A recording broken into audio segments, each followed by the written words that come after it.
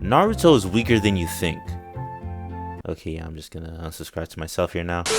Okay, so dumbest statement in the world, right? Well, not entirely if you think about it. When I say Naruto is weak, I mean in relative situations throughout the show. Now, obviously he's weaker than say most of the characters at the beginning of the show, but I'm talking about in situations where Naruto may reign supreme in certain arcs of the show, but is actually nowhere near the strength that we deem fits him. Let's start with the Chunin exams. The main fight I want to bring up here is Naruto versus Neji. I already mentioned it in a previous video, but I don't think Naruto should have won this fight, logically speaking. Before his fight, the only thing to note of his training was that he can summon a toad and partially unlock some of the Nine-Tails chakra. And even though the Nine-Tails amp helped him in battle against Neji, it not being the closure of the fight made it all more apparent that he shouldn't have won, given that he only did so because of his surprise attack. It may be merited in some regard, but I'm not toting strength as the main reason he won here. Let's fast forward to the training that Naruto did during the 3-year time skip. Out of that training, what really came of it? A bigger version of the Rasengan and nothing much more. He didn't even handle the Nine-Tails training properly. The training was supposed to be utilized for Naruto for when he eventually had to fend off against the Akatsuki, and at this point, I'm questioning if he could beat Hidan. Aside from the Nine-Tails powers, Naruto isn't doing much to fend off against them, unfortunately making him quote-unquote weak at this point. Now, the biggest offender to this Naruto's weak philosophy would be his win against Pain. Now, I love this fight, don't get me wrong, but I can still objectively say that Naruto was weaker here. First off, his win wouldn't be possible without the massive amount of information that was presented to him from Fukusaku and the others. But even if you don't want to account for the info dump, he was still pinned down by the middle of the fight, and he was only able to continue on after Hinata tried to step in and got wrecked IRL. It was then Naruto was able to use the Nine-Tails powers to even the playing field with Pain, but again, it's a case where the Nine-Tails stepped in unwarrantingly and took control of Naruto. Naruto may have won at the end,